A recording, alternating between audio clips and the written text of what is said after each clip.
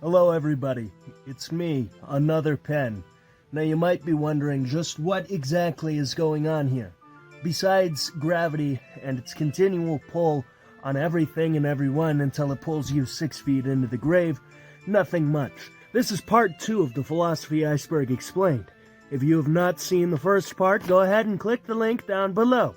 If you would like to see gravity as it continues to pull me down, go ahead and keep watching. I'm slowly going cross-eyed. Thank you so much for watching, and buckle your fuckles. Aesthetics, referring to the physiques of extremely muscly men that I admire for their hard work and dedication in earning that body. No, wait, aesthetics, referring to the type of way that I absolutely love when a woman dresses like that, or a man or a non-binary person for that matter too. I'm playing for all teams if they're hot enough. My fucking god, thigh highs. Ugh. Or aesthetics, which is the series of colors that I like and use in my channel. Psych, no, I'm done wasting your time. Aesthetics, or aesthetics, is a branch of philosophy that deals with the nature of beauty and taste as well as the philosophy of art, its own area of philosophy that comes out of aesthetics. It examines aesthetic values often expressed through judgments of taste. So everything I named was actually an example of aesthetics, but aesthetics itself is the naming of things that you like. If that makes any sense. Basically, aesthetics is how something looks. Do you like how that thing looks? Well, now it's a philosophy discussion. Surprise! Thinking science. The theory of forms. This is from Wikipedia. The forms redirects here. For the band, go to a different video.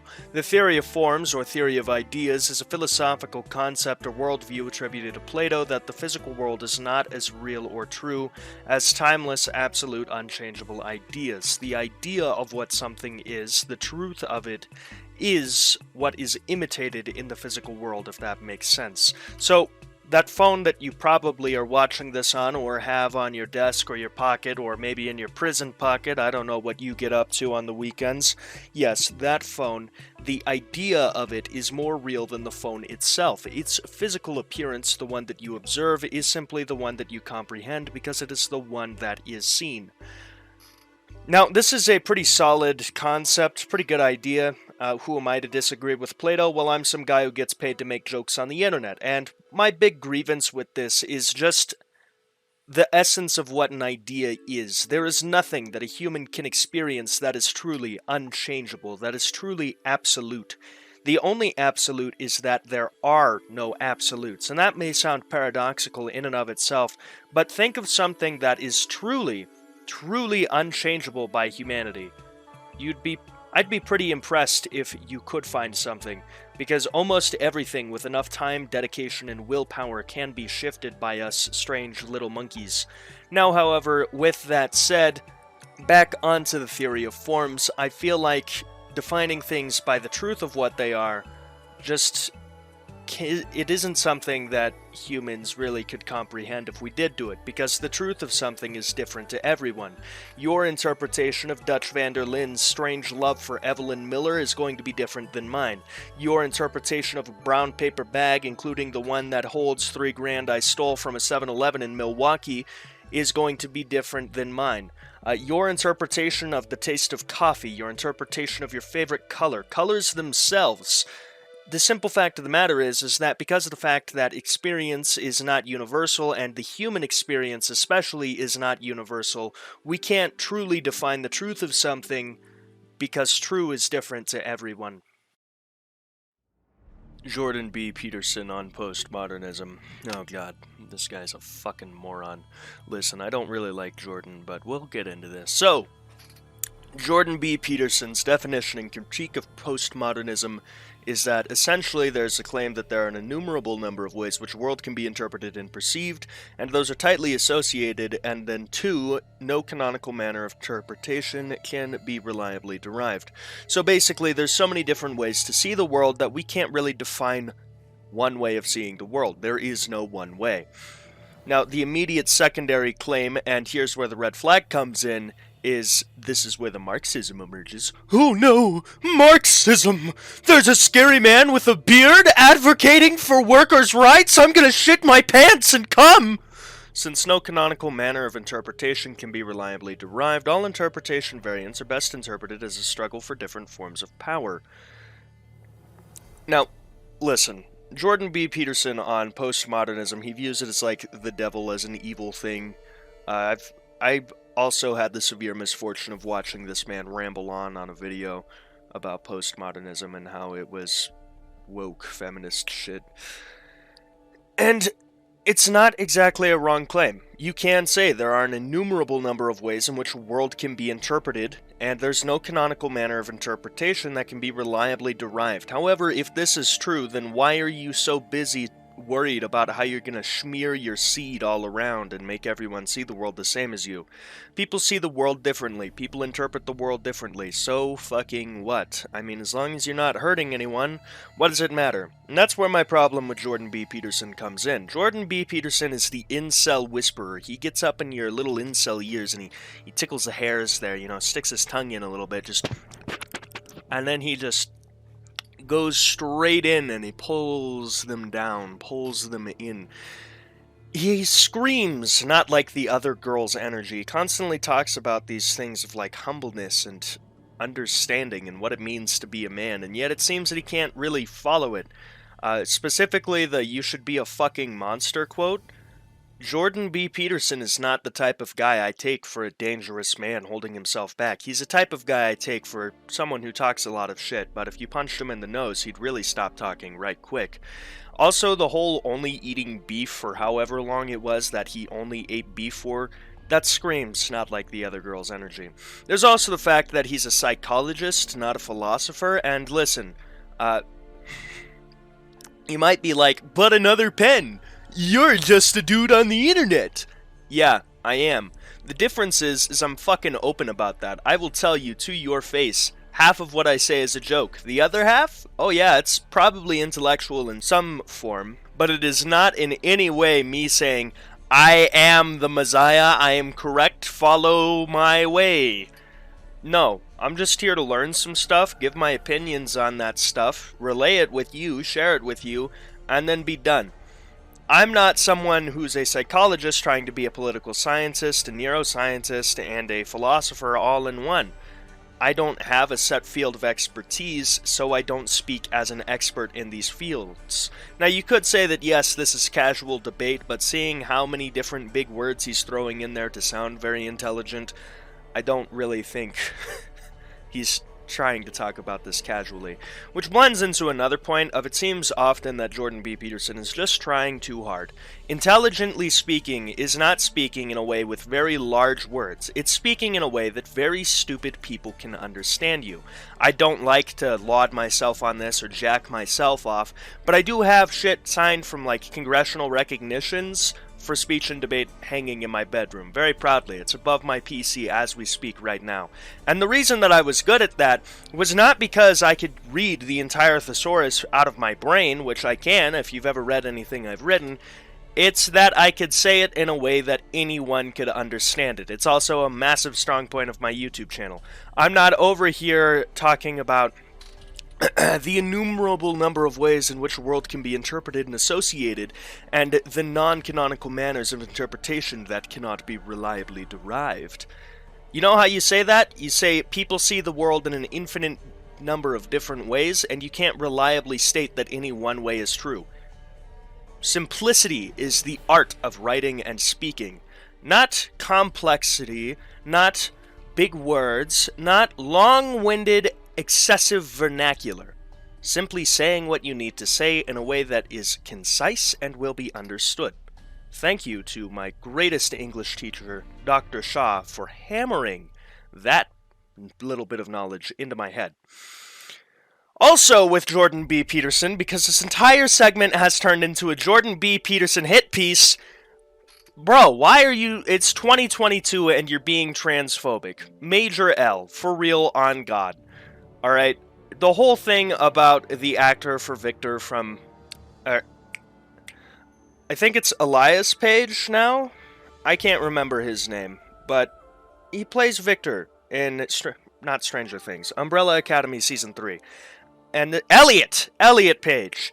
Jordan B. Peterson got banned from Twitter for saying transphobic shit about Elliot Page. Now listen, I tend to think that if you are a bigot, you're a fucking moron. And I'm not incorrect in that belief. I have yet to have met a bigoted person who is in any way intelligent, and I never will. And if you don't like that I say that, because a lot of people don't, as evidenced by the sheer amount of people having breakdowns in the comments section of my last philosophy video, I don't give a fuck. Now, if you're going to be a bigot in 2022, you're already deciding to be a moron, you have a public platform, and you decide to besmirch that public platform by being a bigot in 2022, you're negative brain cells. There's no way around it. Your skull has to be hollow. Knocking on it has to be like opening a door to an abandoned house that was left in 1950s after the husband strangled his daughter and shot the wife. Alright? Because a platform is so incredibly profitable. You can make so much from that. I don't do platforms. I don't be a social media influencer as small as I am because of how wildly profitable it is. I do it because I love it. But oh boy, am I gonna enjoy the millions once I get there.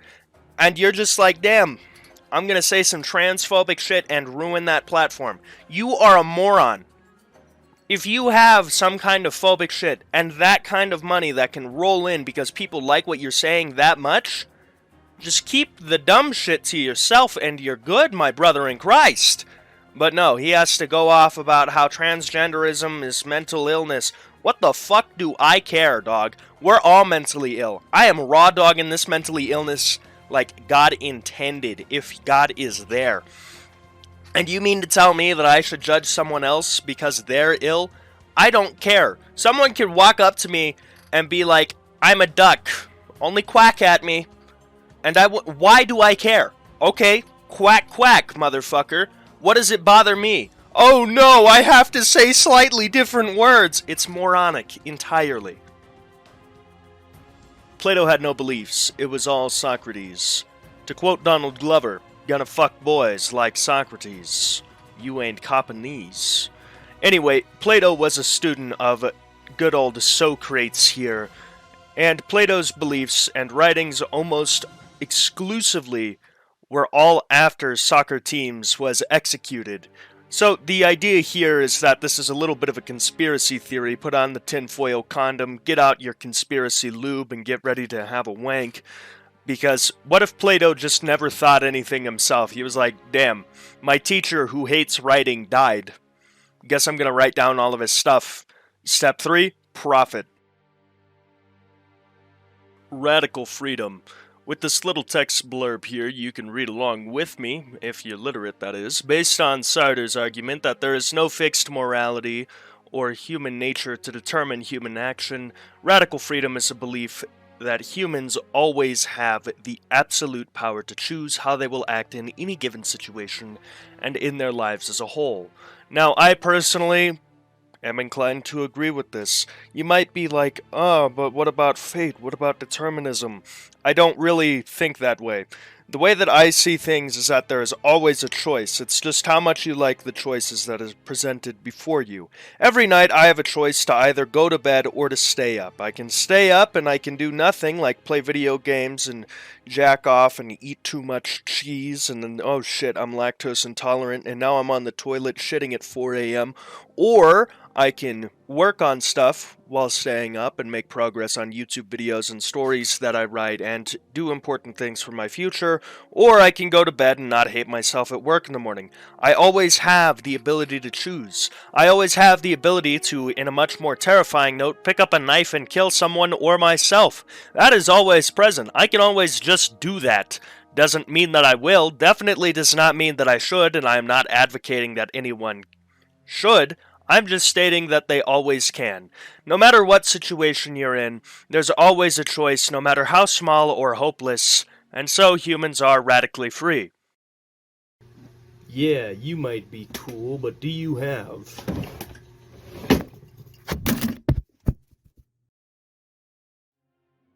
Hegel's thesis, antithesis, synthesis theory.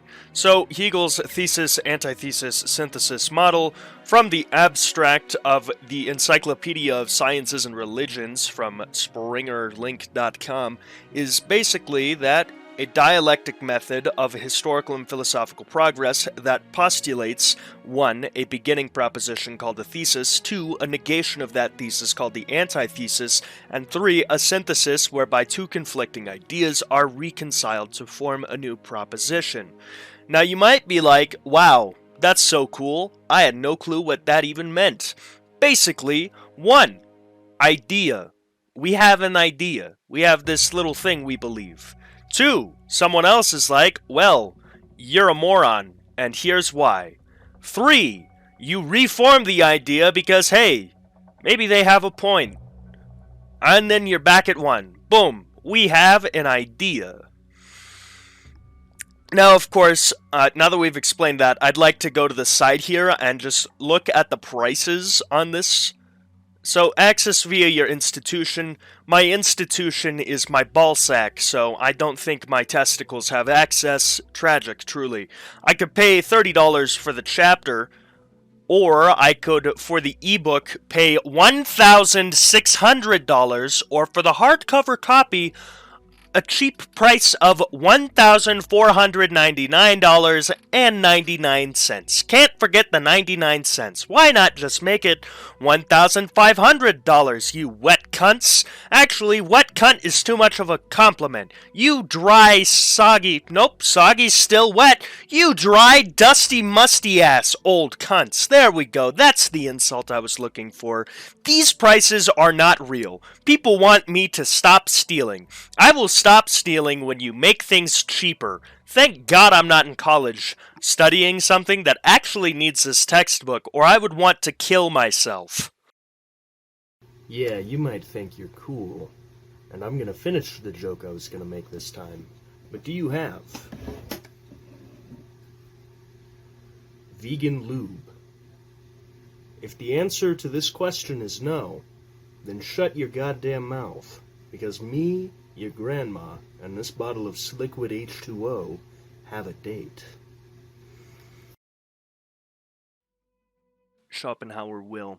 Schopenhauer will was a really confusing concept that sent me down quite the rabbit hole as I researched it, but basically the great German philosopher Schopenhauer decided that the way that the world was determined, the way that it worked, and the way that it ran was by the will of things within this world. Now you might be wondering, how so is it that the will of things determines it? Well, Schopenhauer believed that will was the Kantian thing in itself, the essence of the thing. Now you might be wondering what that Kantian concept is, the same way I was when I started researching this. Well, the Kantian essence of a thing, or a thing in itself, is the thing as it truly is without any perceptions from my understanding. Gonna throw in a heavy dose of from my understanding, because this is, some maniac ass naked on his chair at 10 p.m. on a night that he has to be up for work at 4, researching things, trying to speedrun it so that way he can get the video out on time. So not everything's gonna be 100%. I'll keep it real with you. If someone else has a better explanation of this, go ahead and comment it down below. But my understanding of Schopenhauer will is that Schopenhauer will is the will of the world, the way that it works, based off of the essence of true things without human opinion or observation. Dasein. Dasein is a German word that I'm probably butchering. Be sure to lick the Cheeto dust off of your fingers and comment if I am down below. Seriously, me and pronunciation do not get along. Words have hands, but I have stronger hands. I will fight the entire English language and win. Dasein is one of those weirdly specific German words that means human existence, roughly. Now you might be wondering, why is that on the iceberg? Simple, because human existence is not only the problem that caused all of this stupid, silly thinking, it is also the basis of entire schools of philosophical thought like existentialism and other things that I'm not going to name just yet because I'm drawing blanks on naming them. But basically, Dasein is indirectly and directly responsible for most philosophy discussed, if not all, because who would discuss philosophy if humans weren't around? Crows, dolphins, maybe. Well, dolphins don't have much philosophy, the filthy rapists that they are. Now you might be thinking, oh boy, random German words starting to get thrown in, is this a motherfucking Evangelion reference? I don't know. I feel like the folks over at r/philosophy memes, where I stole this iceberg from, would probably get a kick out of Neon Genesis Evangelion, but everyone who hasn't seen it must think I'm a raging psychopath, which a solid like 40% of people who have ever watched any of my videos probably think that too. So it stays winning, it stays weird. But you know what else would be weird? If America announced their invasion of Poland. I, on behalf of the United States people, do hereby proclaim that I desire the people of Poland in a carnal sexual manner never once experienced before by one man, and I will not leave.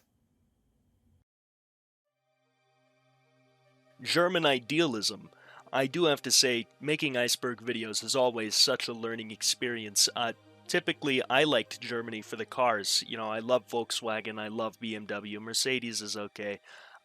But I guess I just never contemplated that there were so many German philosophers. I mean, seriously, a solid like 30% of people discussed thus far are German. Now, what is German idealism? German idealism is a philosophical movement that emerged in Germany in the late 18th and early 19th centuries. It developed out of the work of Immanuel Kant, who we've already mentioned several times on this iceberg, but have yet to actually properly explain, probably because what he is and what he's done are very well known within the philosophy community. Anyway, developed out of the work of Immanuel Kant in the 1780s and 1790s, and was closely linked both with Romanticism and revolutionary politics of the Enlightenment. The best-known thinkers of the movement, besides Kant, were Johann... My Austrian ancestors forgive me for the pronunciation of my brother's name.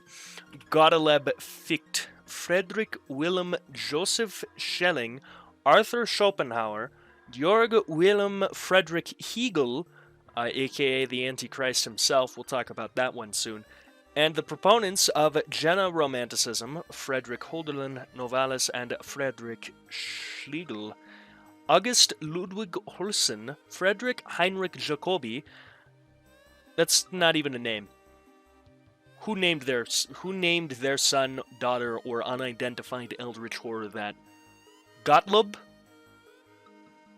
Who pushed an infant out of their vagina and decided that Gottlob was the name? Anyway, Gottlob Ernst Scholze,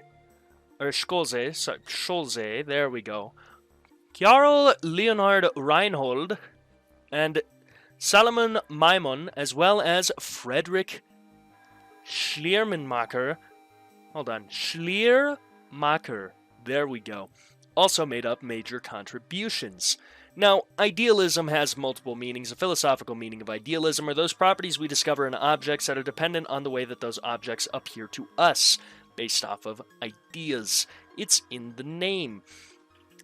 Now, let's go ahead and talk about the major players here. Kant. Immanuel Kant's transcendental idealism consisted of taking a point of view outside and above oneself transcendentally, and understanding that the mind directly knows only phenomena or ideas. Whatever exists other than mental phenomena or ideas that appear to the mind is a thing in itself and cannot be directly immediately known. Kant criticized pure reason. He wanted to restrict reasoning, judging, and speaking only to objects of possible experience. The main German idealists, who had been theology students, reacted against Kant's stringent limits. It was Kant's criticism of all attempts to prove the existence of God, average Redditor moment, which led to the romantic reaction of Fichte, Schelling, and Hegel. Kant sets to smash not only the proofs of God-based, but the very foundations of Christian metaphysics-based, and turned around and postulates God and the immortality of the soul, preparing the way for Fichte and idealism-based. Jacobi. In 1787, Friedrich Heinrich Jacobi addressed in his book On Faith or Idealism and Realism Kant's concept of thing in itself. Jacobi agreed that the objective thing in itself cannot be directly known the same way that a dream stand's father cannot be directly identified. However, he stated, it must be taken on belief. A subject must believe that there is a real object in the external world that is related to the representation or mental idea that is directly known the same way that D's is related to D's nuts in your mouth. This belief is a result of revelation or immediately known but logically unproved truth. The real existence of a thing in itself is revealed or disclosed to the observing subject. In this way, a subject directly knows the ideal subjective representations that appear in the mind, and strongly believes in the real and based objective thing in itself that exists outside the mind, unlike the word based and its meaning, something that only exists because of internet psyop. And no, I'm not some right-wing nut, I just think the word is funny and I'm trying to reclaim it, okay? I hate when people come up with something funny and right-wing nuts on the internet take it from me. I am a comedian. I will take my goddamn joke back, and no one will stop me. Get fucked, Nazis. Now, with that political tangent out of the way, explaining my use of the word based, Jacobi legitimized belief by reducing the external world to a matter of faith. He wanted to merely open a little door for faith in general. Reinhold. Karl Leonhard Reinhold published 2 volumes of letters concerning the Kantian philosophy in 1790 and 1792. 300 years after Christopher Columbus sailed the ocean blue, fucked a llama, caught syphilis, and gave it to U2. They provided a clear explication of Kant's thoughts, which were previously inaccessible due to Kant's use of complex or technical language. What they're saying is that he used the big word. They no understand the big word. So Reinhold just went through and, deciphered it. He pulled out the Rosetta Stone, he had himself his, fat dose of Benadryls, and he just sat down and got to, reading these complex thesaurus-like words and translating them into something as mere mortals could comprehend. Reinhold also tried to prove that Kant's assertion that humans and other animals can only know images that appear in their minds, never things in themselves, things that are not mere appearances in the mind. In order to establish his proof, Reinhold stated an axiom. What is that? Axiom, postulate, or assumption is a statement that is taken to be true to serve as a premise or a starting point for further reasoning and arguments. I'm stealing this word. It's going to be in my vernacular soon. Reinhold stated an axiom could not possibly be doubted. From this axiom, all knowledge of consciousness could be deducted. His axiom was representation is distinguished by consciousness by the subject from the subject and the object and is referred to both. You might be wondering, what? Basically, the way that a thing is represented is distinguished within your brain. Your brain. So consciousness by the subject. Brain, consciousness. Subject, you. It is distinguished by the subject from the subject. You distinguish from you. And object, thing. And then it's referred to both, which is you and thing. Make sense? No, not to me. He thereby stated from definitions, but from a principle that referred to mental images or representations in a conscious mind. In this way, he analyzed knowledge into 1, the knowing subject or observer, 2, the known object, and 3, the image or representation in the subject's mind. In order to understand transcendental idealism, it is necessary to reflect deeply, deep in your mom, enough to distinguish experience as consisting of these 3 components. Subject, subject's representation of object, and object. There we go. Back to where I just explained that. Object, and referring to both, is not you. It's subject's representation of object, thing in brain, and object, thing. Scholze, thankfully a much shorter sentence because I'm losing literacy by the second. Kant noted that a mental idea or representation must be a representation of something and deduced that it is something external to the mind. He gave the name Ding an sich, or thing in itself, to that which is represented. However, hated by his mother, Gottlob Ernst Scholze, wrote anonymously that the law of cause and effect only applies to the phenomena within the mind, not between those phenomena and things in themselves outside the mind? I'm sorry, what? Sir, I don't understand what it was you were expecting exactly, but the water has frozen completely. None of it is usable to us. What? What?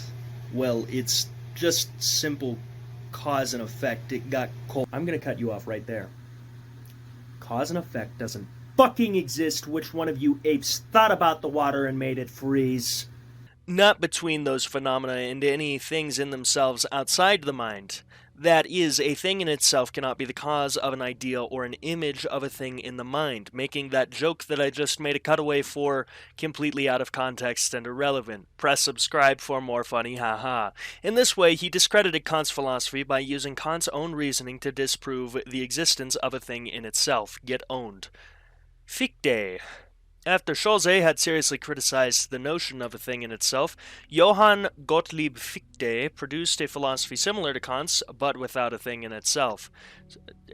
That just sounds like piracy, but cutting out the bad stuff. Fichte asserted that our representations, ideas, or mental images are merely productions of the ego or knowing subject. For him, her, or them in between, there is no external thing in itself that produces the ideas. On the contrary, the knowing subject or the ego is the cause of the external thing, object, or non-ego. Fichte's style was a challenging exaggeration of Kant's already difficult writing. Also, Fichte claimed that his truths were apparent to the intellectual, non-perceptual intuition. That is, the truth can immediately be seen by the use of reasoning, which is to say simply, oh, you disagree with me? You're a fucking moron. Schopenhauer, a student of Fichte's, wrote to him. Fichte, who because of the thing in itself had just been discredited, at once prepared a system without any thing in itself. Consequently, he rejected the assumption of anything that was not through merely our representation, therefore letting the knowing subject be all in all, at any rate, produce everything from its own resources. For this purpose, he at once did away with the essential and most meritorious part of the Kantian doctrine, the distinction between a priori and a posteriori, and thus that between the phenomena and the thing in itself, for he decided everything to be a priori, naturally, without any proofs for such a monstrous assertion. Instead of these, he gave sophisms, and even crazy sham demonstrations, whose absurdity was concealed under the mask of profundity, and of the incomprehensibly ostensibly arising therefrom. Moreover, he appealed boldly and openly to the intellectual intuition, that is, really to inspiration. Now, there's a few others that I could go through and talk about here, but we've been here for like 10 minutes, so I'm just going to talk about Antichrist himself, Hegel. Georg Wilhelm Friedrich Hegel was a German philosopher born in Stuttgart-Württemberg, in present-day southwest Germany. Hegel responded to Kant's philosophy by suggesting that the unsolvable contradiction by Kant in his Antinomies of Pure Reason applied not only to the four areas Kant gave, world as infinite versus finite, material as composite versus atomic, but in all objects and conceptions, notions, and ideas. To know this, he suggested, makes a vital part in a philosophical theory, given that abstract thought is thus limited. He went on to consider how historical formations gave rise to different philosophies and ways of thinking, and I will save the rest of his stuff for his entry. Now, of course, there were responses in Neo-Kantianism, Hegelianism, Schopenhauer, and even Nietzsche, British idealism, and some things within the cheeseburger land itself, US of A, baby. But like I said, this is starting to drag on. A lot of this is discussed further on in the Iceberg, so we're going to go ahead and move on from German idealism. Until then, what do you need to know? Germans do a lot of thinking. Volkswagen.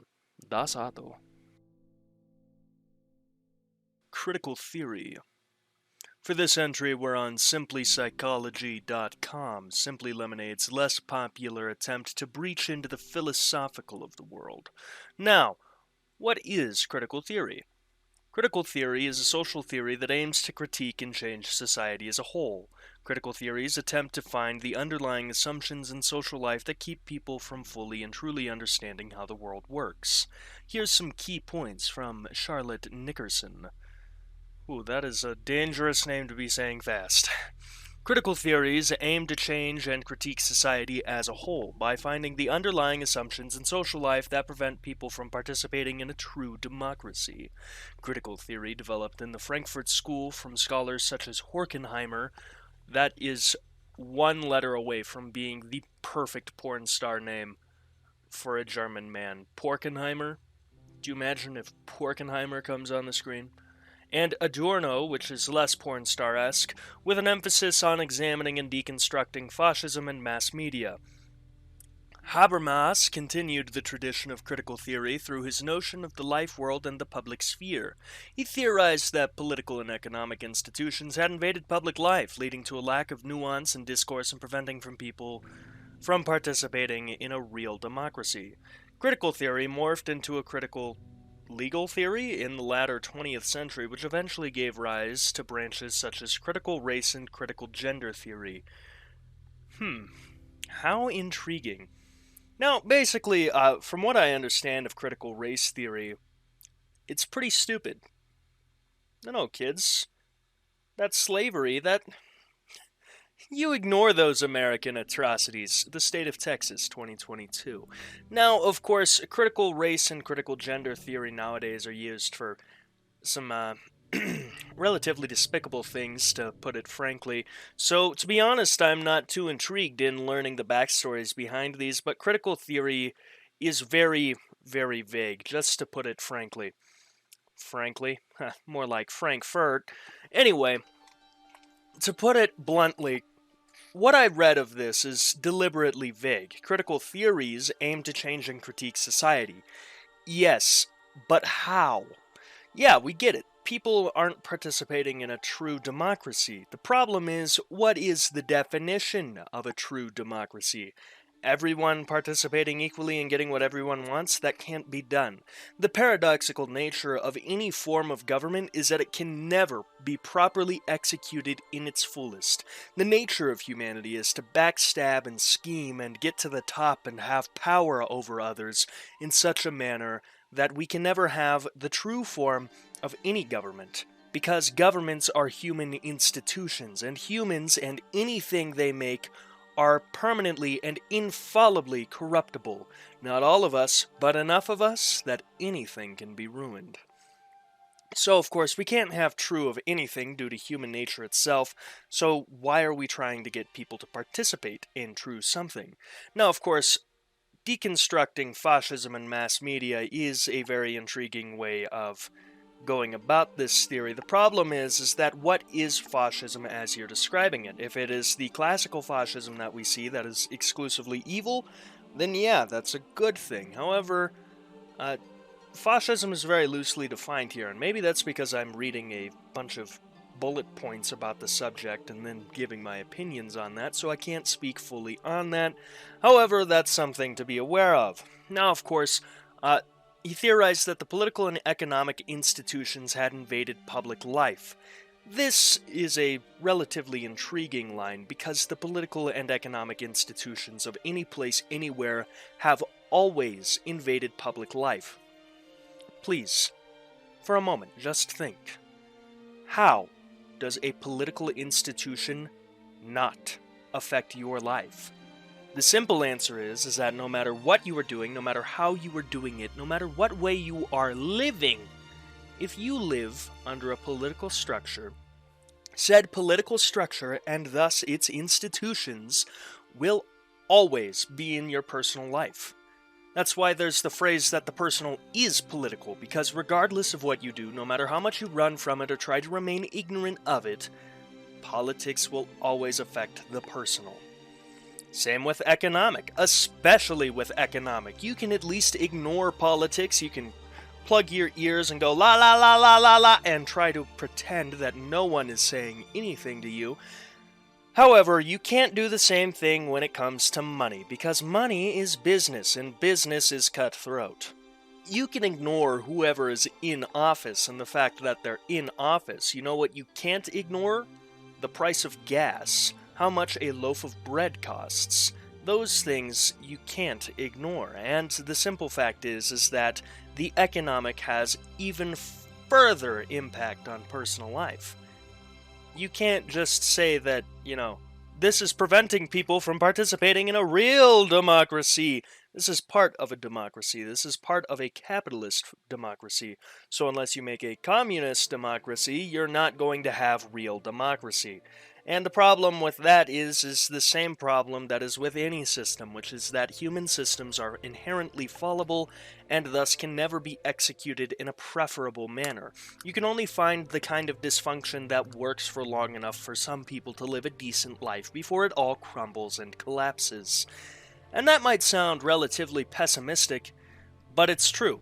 Look at history. No empire or government, no matter how much modern powers, China, might want to claim that there's a continuous direct line of power, no nation has ever had that. Governments fall apart. Such is the nature of governments, and it is a good thing that governments fall apart. Were there any true, real, absolute power, world itself would be hell, because absolute power, well, power is a strange thing, because the people who should have power never seek it. It's always the people who shouldn't have power that actively look for it, that go reaching for it, begging, grasping. And thus, if there was an absolute power, if there was a nation that could, with its government, withstand eternity itself, that nation would surely be a hell, because a government that lasts forever will be corrupted, weathered, and destroyed by time. So, of course, a real democracy is not attainable, because no government can last long enough, and no execution of any form of government could ever be nearly perfect enough to be considered real. It's always going to be dysfunctional. That got a little off the rails, but I hope I made my point succinctly there. Are you a little afraid that I just threatened to fuck your grandmother? That's fair, that's valid, a respectable belief even. Luckily for you, there is one way that you can call this off. Subscribe. Do it. Push that button down below and I dial gam right now and I cancel the day. But until then, I'm using that entire bottle, and you don't want to know where. I'll tell you in excruciating detail. I get paid to talk. All you have to do is subscribe, and I don't do it. You think I won't? Look me in the eyes. Are these the eyes of a man who wouldn't do what he said he would do? Do you really want to play that game? Come on, just push a button. Just do it. All you have to do, just stand there, and we're all win-win-win. I mean, sure, I go fuck someone else's grandma, but your grandma doesn't get fucked. I gain a subscriber, and you're already enjoying the content, otherwise you wouldn't still be here. Ready at hand. Uh-oh. Looks like the creator of this iceberg made a little mistake. Ready at hand? I don't know what that is. Maybe the creator of this iceberg's cock is ready at hand, or vibrator. I don't discriminate. I don't know what parts are down there. Whatever it is ready at hand, preparing to jack off at the thought of some YouTuber sitting down to discuss this and only this for however many hours this takes me. Dear God, this is how I'm spending my life, and I'm going to die one day. And I love it. Anyway, it is a bit of a mistake, a bit of a silly, bit of a goof-up. It's actually ready to hand and present at hand. That, or it's esoteric knowledge so incredibly complex and cursed that Google won't give it to me, and I will instead have to give myself schizophrenia. That was a bad joke. Schizophrenia is no joking matter. Now... Two of Heidegger's most basic neologisms, present at hand and ready to hand, are used to describe various attitudes about things in the world. So how do we describe the fact that we're careening towards our suicide in a way that I can barely even make jokes about anymore? How do we describe that, Heidegger, Yeah, that's right. Silence. Because he's dead. Now, we are constantly surrounded by equipment as stuff we can work in a context of significance. You know what's significant? Not my other, 'cause I'm single and alone. Smash that like button if you agree. Comment if you think this joke was pathetic. You'll be seeing another pen in the comments right there with ya. For Heidegger, most of the time we are involved in the world in an ordinary way or ready to hand. We are usually doing things with a view to achieving something. Same way I'm doing this with a view to achieving more subscribers, so subscribe if you haven't already. Now, of course, the being of the ready-to-hand announces itself as a field of equipment to be put to use. Heidegger gives the example of a hammer. This website, Eternalized Official, which has been very helpful, instead gives you the image of various tools. Now, Our initial reaction is not to deconstruct it and break it down into what it is made of, this hammer. We simply look at it as a hammer and carry out tasks. But let's say an expert carpenter is hammering nails. After some time, he'll eventually start to forget about the existence of the hammer and can talk to his fellow carpenters about how few bitches he gets, how much money he makes, and his busted-ass car, the way that carpenters and most other tradesmen do talk while on the job. Or he can have his thoughts wander elsewhere, see also how little bitches he gets, how much money he has, and his busted-ass car, without necessarily being subject to contemplating the hammer, an object. The activity becomes a blur and reveals his surroundings, and by revealing one thing, one necessarily conceals and devalues another.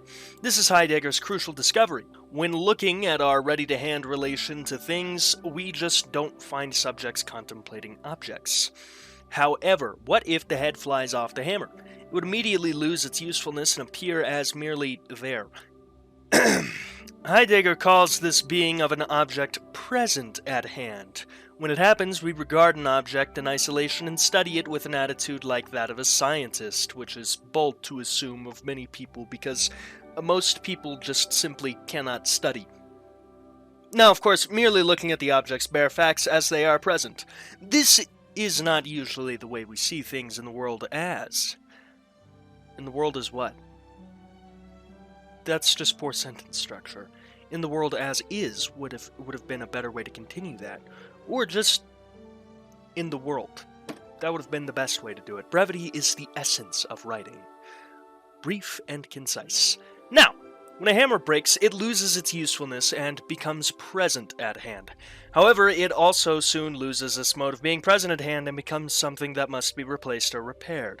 In this case, its being may be seen as unreadiness to hand. However, it still relates to one of the two phrases. The ready-to-hand and present-at-hand levels represent the fundamental structure of Dason's being in the world. Yep, that's right, Dason, human experience. It's all connected. Put on the tinfoil condom. Now, with the more fundamental of the two, readiness to hand, being organized and arranged through Dason's care, Heidegger wants us to discover the blurry areas of existence without the layers of perception that hinders experiencing the world fully. I won't be signing up with my email to get notification of the latest posts, but thank you for this eternalized official. Hey, you. This is a robbery. I need your subscription. You might be wondering some silly question like, why does he have so many hats on? Or, why did I find photos of him in my mother's camera roll? There's no need to worry about that, son. I fucked your mom. Now I need you to subscribe. You've been here for like 45 minutes now? Just do it. For advertiser purposes, this isn't a firearm. This is a glow stick. Now do it. Or else. Structuralism. Oh, would you look at that? The dictionary has this entry covered for me, which means that this part of the iceberg will take just as long as your father took when creating you. Structuralism, a method of interpretation and analysis of aspects of human cognition, behavior, culture, and experience that focuses on relationships of contrast between elements in a conceptual system that reflects patterns underlying a superficial diversity. What? A few moments later. Here we go, the explanation for idiots. Me, that's more like it. Structuralism is a method of interpreting and analyzing things such as language, literature, and society, which focuses on contrasting ideas, there we go, or elements of structure, and attempts to show how they relate to the whole structure that is the world, thought, and humans. Spinozian monism? What are these fucking spell names? You're a wizard. I'm gonna beat the shit out of you. Cute. Spinozian monism. What? Another spelling error, baby. I'm not gonna judge too harshly for that, though. I mean, I'm the guy who's, like, belligerently half-wittedly covering this iceberg. Subscribe if you like it. Now, anyway, Spinoza monism, not Spinozan monism. Spinozan technically works, I guess. I mean, it just doesn't fit very well grammatically. Anyway, Spinoza monism is the monism based off of one Benedict de Spinoza. It's a metaphysical concept that argues that One infinite substance, God or nature, is the only substance that exists, and his argument for this monism is his first argument in part 1 of the Ethics, which I'm not gonna fully read. Oedipus complex. Oh boy. I've just been itching to cover this one since I saw the whole Iceberg. Been waiting, really. This one's particularly horrifying, so buckle your fuckles and get nice and comfy before I go and ruin that and make you horrifically uncomfy. Now, this is coming at us live courtesy of Sigmund Freud. Yeah, that's right, that's Sigmund Freud. Sigmund here decided that, you know, it's not weird that I want to fuck my mom because everyone wants to fuck my mom. Sigmund Freud, as a psychologist, was really just, I'm the only one, so what are you gonna do? Tell me I'm wrong? And then the entire field of psychology developed around telling this guy he was, in fact, a pussy-ass bitch. Now, the Oedipus complex is actually basically, this is horrifying. A young man becoming sexually attached to his mother and becoming envious of his father. And, I normally loathe the YouTuber talks to camera format, but this was just so horrifying that I feel that I had to have my face in it to just really nail home how bad this is. Hey, you want to see a flower? I make it this all by myself. It's a rose. A very shitty rose, but I made it. It's alive, unlike me, after having to read about this. Now, why is this a thing? Why is it named that? The Oedipus complex is named, or Oedipus. Don't kill me in the comments section, please. The Oedipus complex is named as such because the Greek hero Oedipus fucks his mom. He kills his dad, steals his wife, and is like,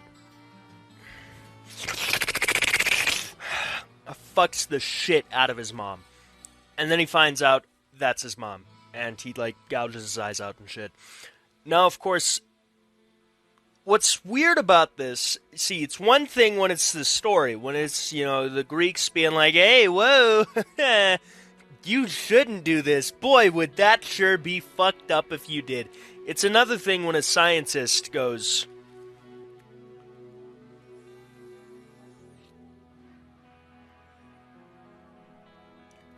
why today I think I'm going to postulate that young children would like to have sex with their parents.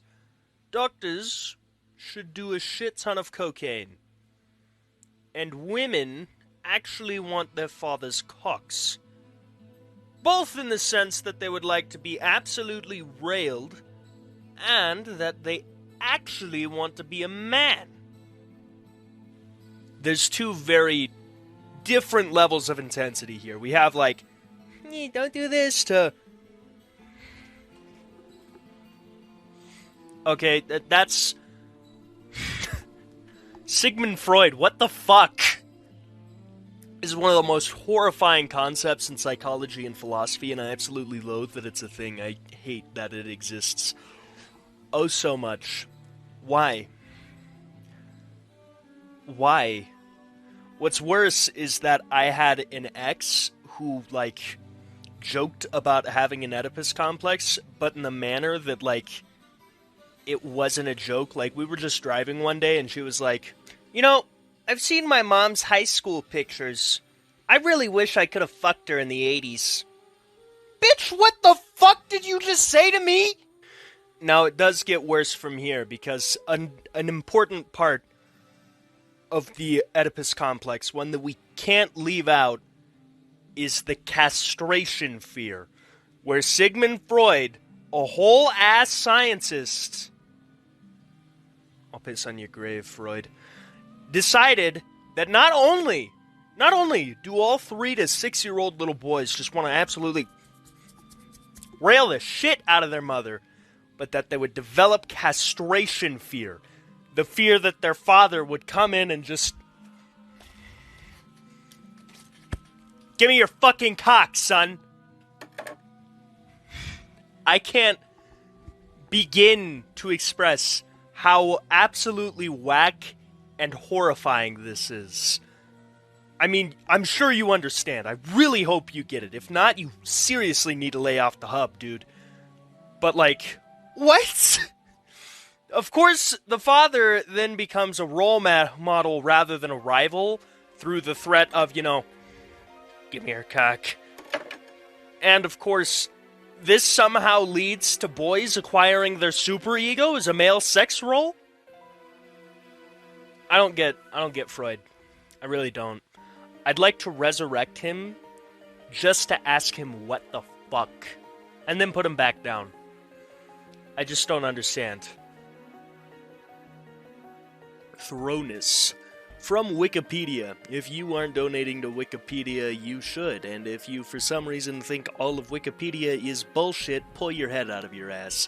Now, Thrownness, or Geworfen, denotes the arbitrary, inscrutable nature of Dasein in a sense of its having been born into a specific family in a particular culture at a given moment of human history.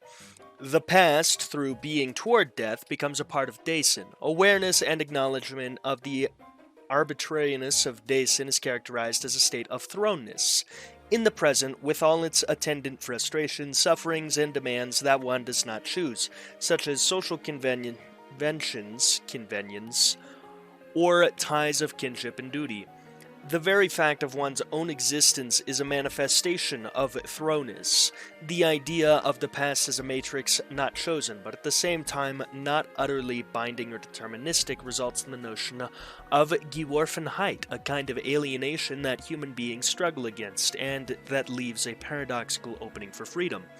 The thrower of the project is thrown in his own throw. How can we account for this freedom? We cannot. It is simply a fact. Not caused or grounded, but the condition of all causation and grounding. For William J. Richardson, Geworfenheit must be understood in a purely ontological sense as wishing to signify the matter-of-fact of human finitude. That's why thrownness is the best English word for Geworfenheit. Richardson, parentheses, other, parentheses, attractive translations such as abandon, dereliction, dejection, etc. are dangerous because they are too rich with ontic anthropological connotations. We retrain thrownness as a closest to the original and perhaps least misleading. Now I could go on and read about the works in the anti-Heideggerian Arthur Ernest Bloch, but I described thrownness. So we're just gonna carry on from here. Post-structuralism.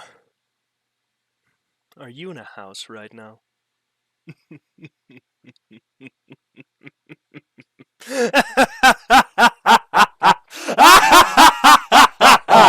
Not for long! Yes, that's right. Post-structuralism is what comes after I destroy every building in the world! No, that's not actually what post-structuralism is. Let's get into it. Post-structuralism is a term for philosophy and literary forms of theory that both build upon and reject ideas established by structuralism, the intellectual project that preceded it. Now, structuralism relies on the existing structures of the world to think, basically. Post-structuralism, however, is not so set. So basically, structuralism relies on truth as a structure and the idea that there can only be one truth. So, for example, Christianity versus Hinduism. Christianity's like, no, it's only my God, and Hinduism is just Giga Chad in silence, because I haven't explained that on the Religions Iceberg yet. You know, that's a video that's coming. And post-structuralism, rather than, pitting the two against each other and saying, no, only one can be true, can accept that there can, in fact, be two truths rather than one, that there can be more answer to a question.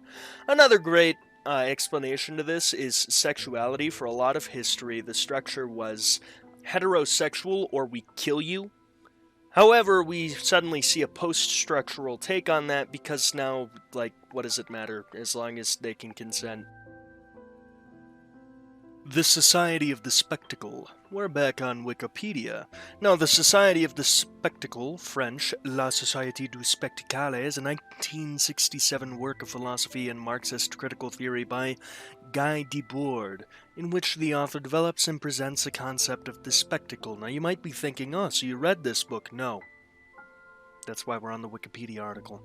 Now, the work is a series of 221 short theses in the form of aphorisms. Each thesis contains one paragraph. Now, degradation of human life. Debord traces a development of modern society in which authentic social life has been replaced with its representation. All that once was directly lived has become mere representation. Debord argues that the history of social life can be understood as the decline into being, into having, and into having into merely appearing. This condition, according to Debord, is the historical moment in which the commodity completes its colonization of social life. The spectacle is the inverted image of society in which relations between commodities have supplanted relations between people, in which passive identification with the spectacle supplants genuine activities. The spectacle is not a collection of images, Debord writes. Rather, it is a social relation among people mediated by images.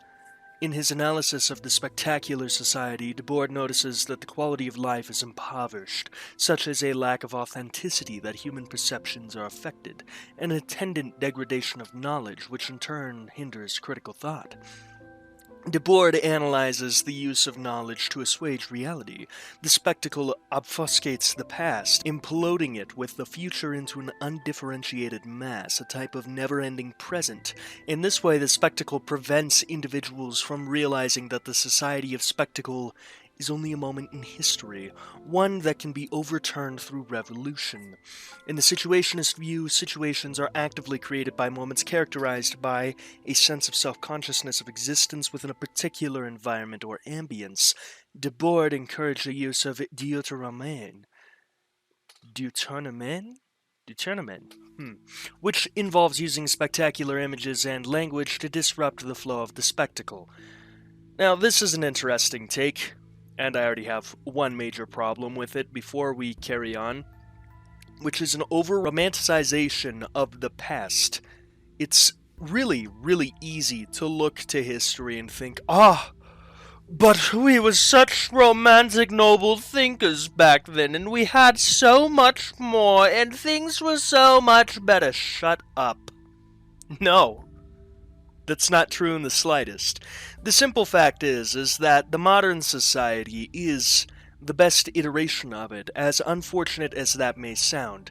Every iteration of human society beforehand was not only dumber, it was full of more suffering, more pain, more idiocy, and a lack of, vision, an inability to move forward or be self-aware. The medieval times were not aware in which the ways they were destroying themselves. Modern humanity is. Now you might be thinking, but if this is the best it ever was, then human history has kind of sucked. Yeah, human history has been, remarkably human, believe it or not. There's good, there's bad. There is no such thing as black or white. You cannot say that something was, for a certainty, superior to the other without direct proof and without, direct fact backing it.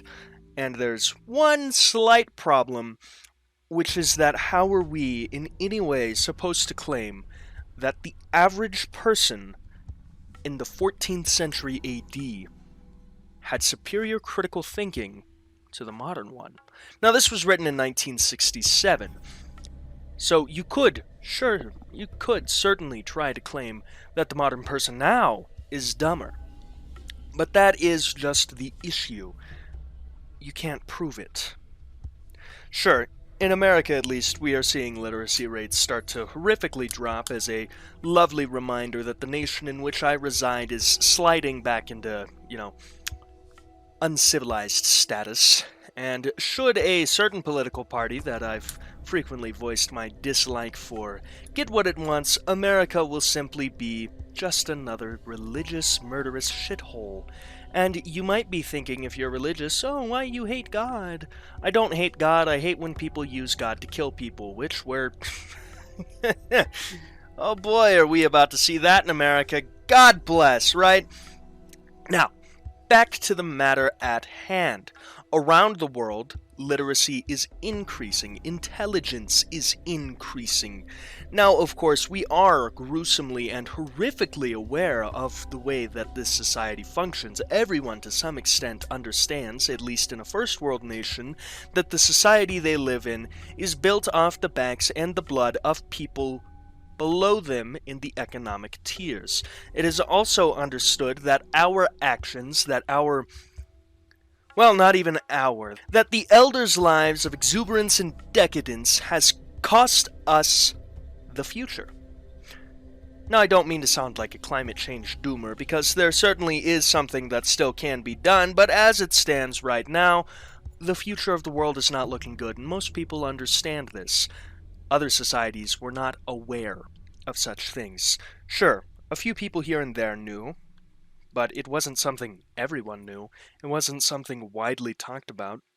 Now, you can, of course, claim that the modern person thinks less critically than someone in 1950. However, if we take the average modern person, they are far less prejudiced and bigoted than the average person in 1950.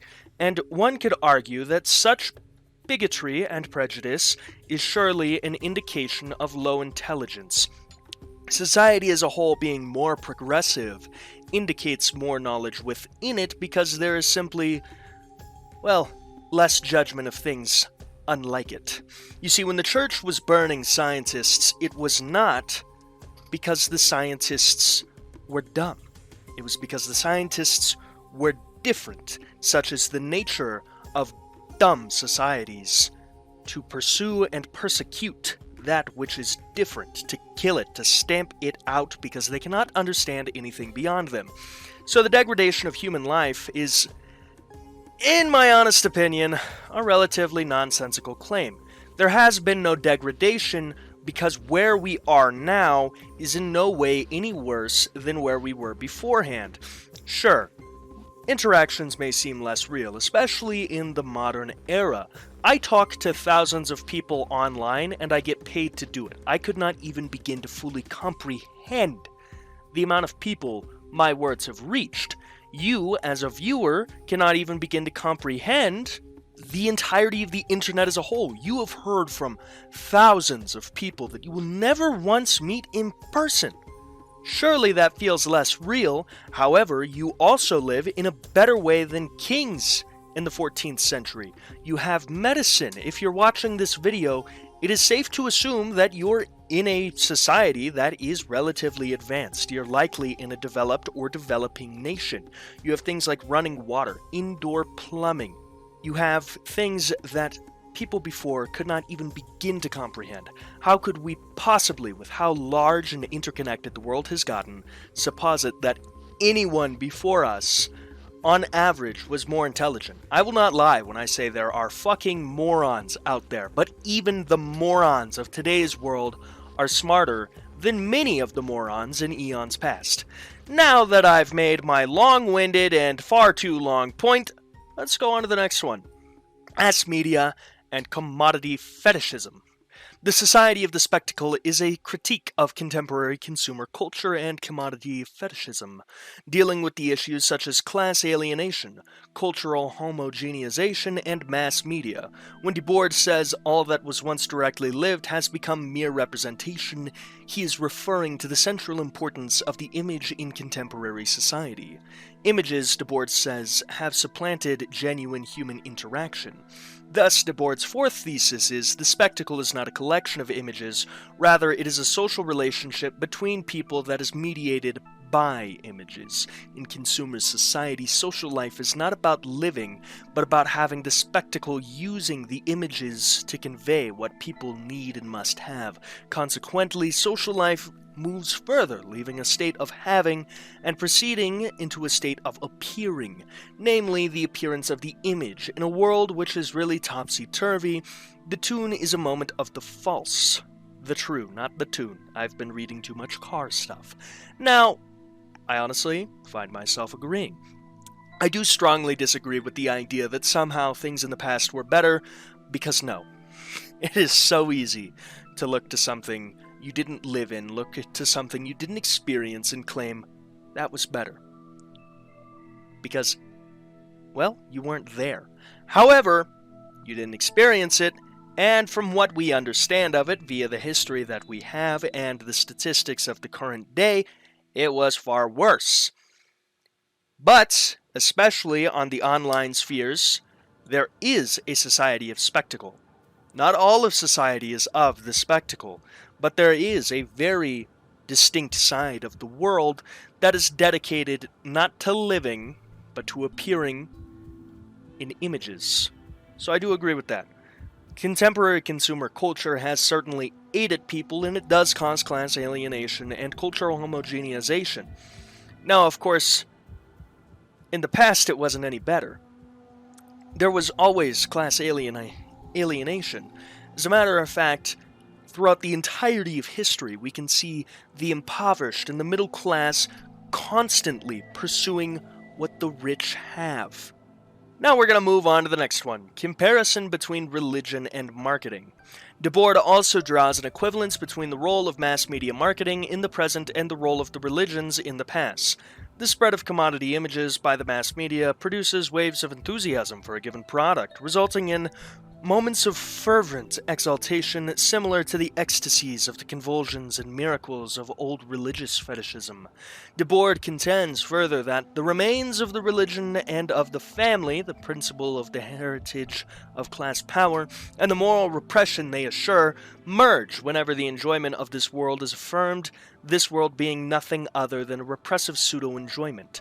The monotheistic religions were a compromise between myth and history. These religions arose on the soil of history and established themselves there, but they still preserved themselves in radical opposition to history. Debord defines them as a semi-historical religion. The growth of knowledge about society, which includes the understanding of history as the heart of culture, derives from itself an irreversible knowledge which is expressed by the destruction of God. Now, this certainly is, well, an intriguing take. When it comes to religion and marketing, I don't think marketing holds nearly as much importance to the average person as religion once did.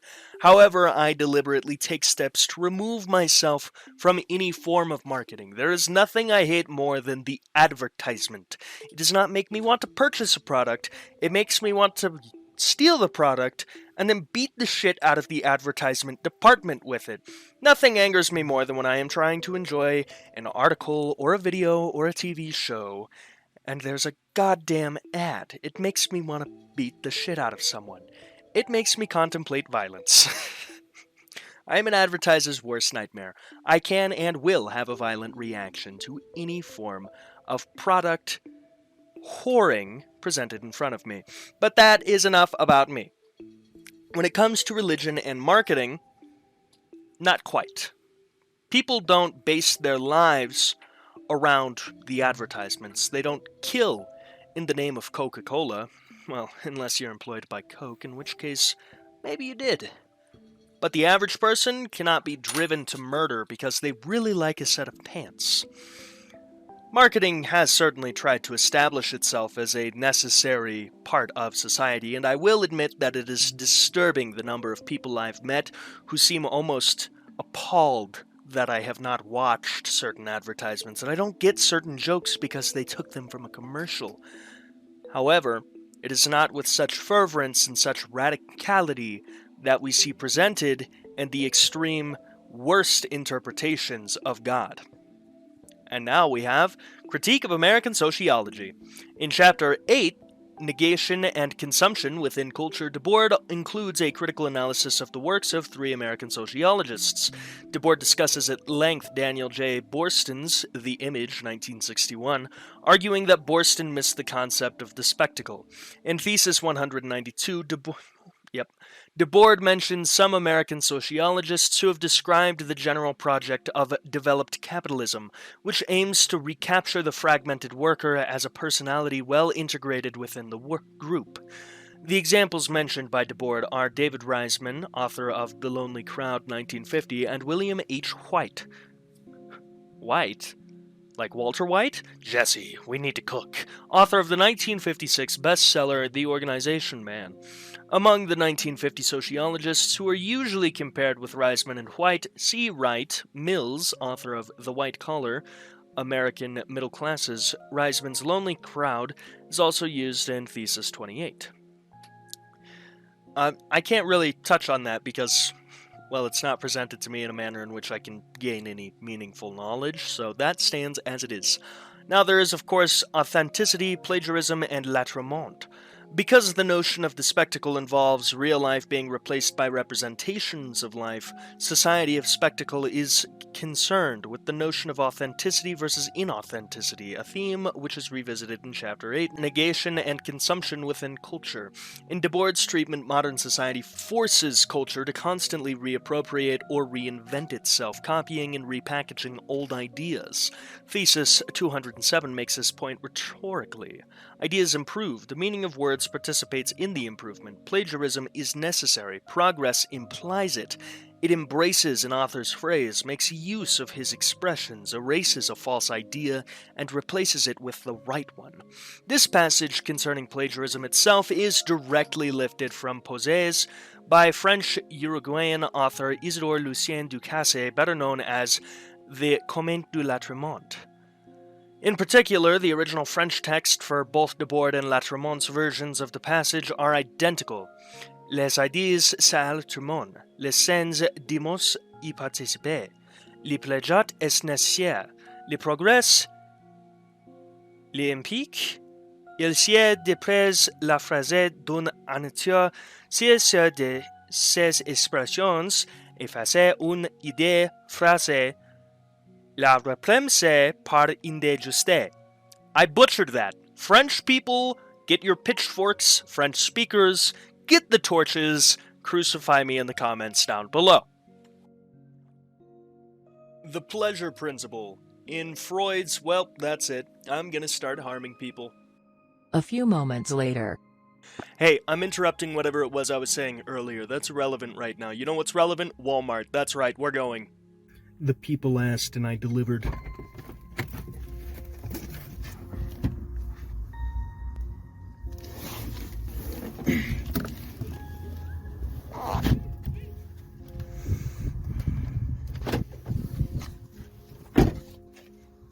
We at the Walmart, but this time they opened. That's right, you were expecting a cutaway joke. Wrong, it's just Walmart. Again. And now I'm getting to Benny. Why'd I got the condoms locked up? Benny acquired. And now back to talking about the pleasure principle. Well, we may as well click on it, won't we? In Freud's psychoanalytic theory of personality, the pleasure principle is the driving force of the id, the monkey, that seeks immediate gratification of all needs, wants, and urges. In other words, the pleasure principle strives to fulfill our most basic and primitive urges, including hunger, thirst, anger, and sex. When these needs are not met, the result is a state of anxiety or tension. Sometimes referred to as the pleasure-pain principle, this motivating force helps drive behavior, but it also wants instant satisfaction.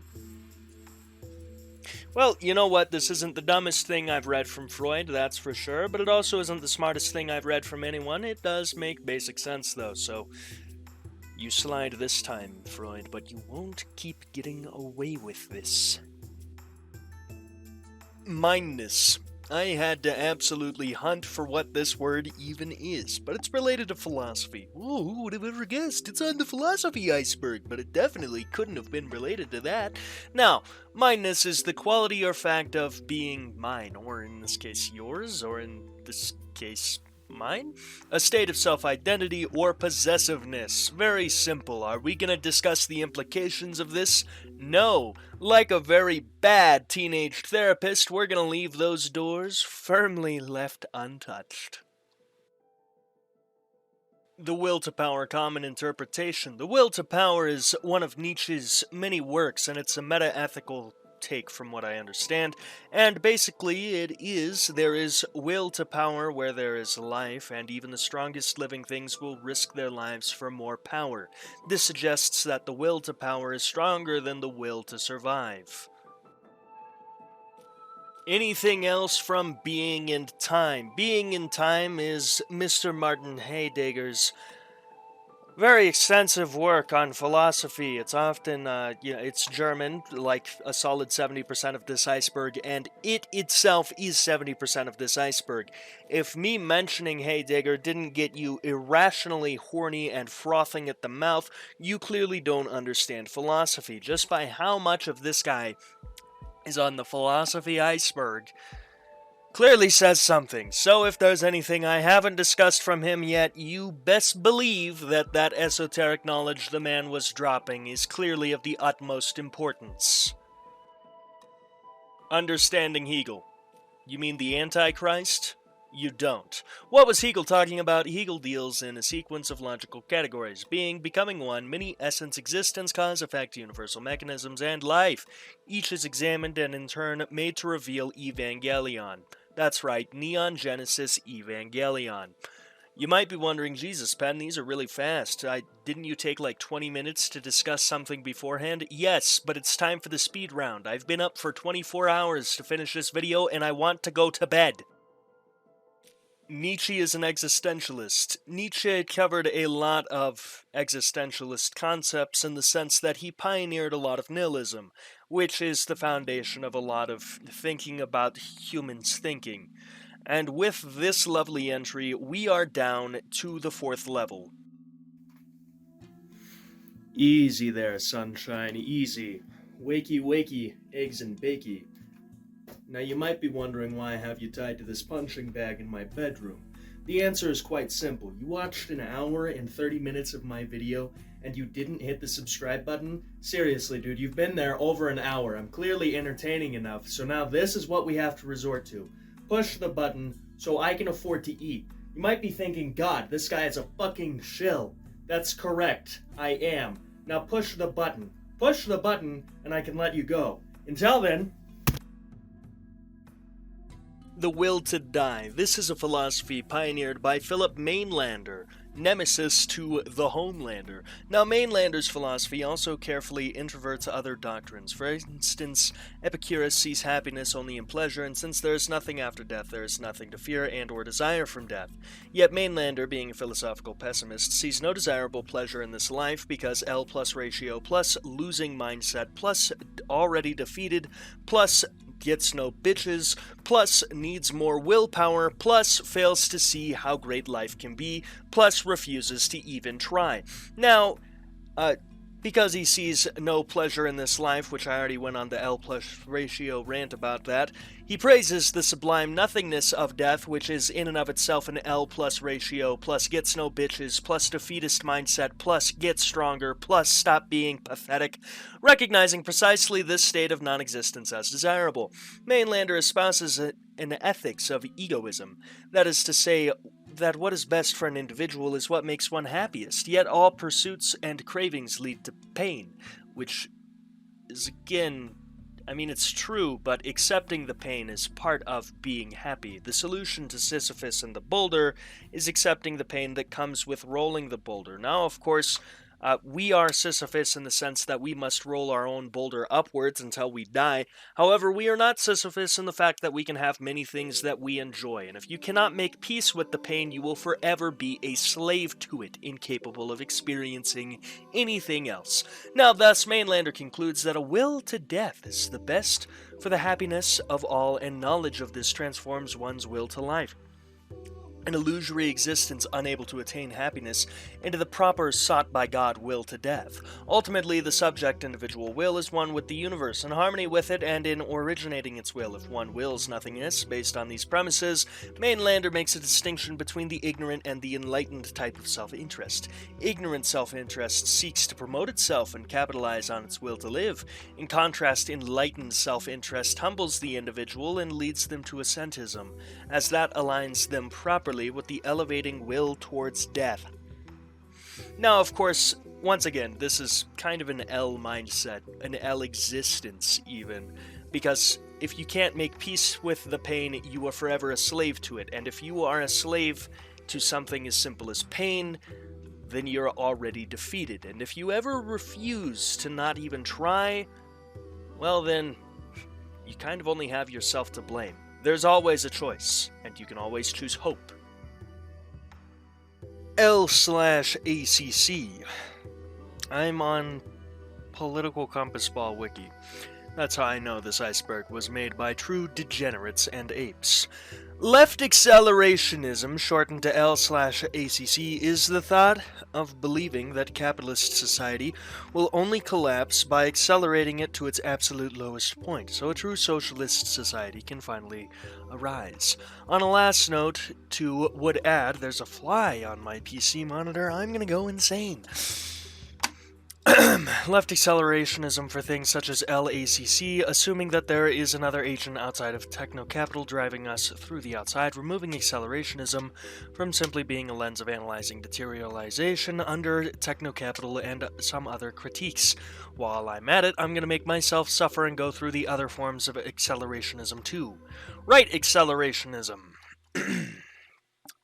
Right accelerationism, shortened to R/ACC, is the thought that accelerating a communist or socialist society to the point it collapses, a new capitalist society can arise. Right accelerationism is the brother to left accelerationism and mortal enemy too. Due to its extremity in support of societal collapse, RACC is usually used to promote anarcho-capitalism, one of the dumbest ideas to have ever been born from human minds. Or its variants, but it doesn't have to. Also, R/ACC could theoretically be used to achieve other goals, for instance, create an ethno-state, as seen with anarcho-fascism, another one of those really dumb ideals. Alternatively, right accelerationism could refer to Ladian accelerationism, which is the thought of accelerating capitalism indefinitely in order to bring about technological singularity in which the progress of technology becomes uncontrollable and irreversible. Unconditional accelerationism. Unconditional accelerationism, also shortened to U/ACC, is an ideology that slightly rejects any positive form of political activity or organization. Although allowing neutral specific ideologies, unconditional accelerationism doesn't have a praxis and is sometimes anti-praxis altogether. What? Deconstruction, the final entry in today's episode. Deconstruction is a method of critical analysis of philosophical and literary languages that emphasizes the internal workings of language and conceptual systems, the relational quality of meaning, and the assumptions implicit in forms of expression. Basically the way that language is used. I myself have even used deconstruction a few times while critiquing certain points brought up in this iceberg. It's essentially sentence structure, word choice, and language preference, if you will. Now, lads, lasses, unidentified cryptic horrors awaiting fresh blood in the Antarctic, we've made it to the end of the video. Now, if you're still here and you watched all the way through, go ahead and just subscribe. Just do it. Press a button. It's free, and you're clearly mildly entertained. Clearly mildly bored, I'm clearly mildly entertaining, and clearly stave away that boredom, even if just for like an hour and a half or so.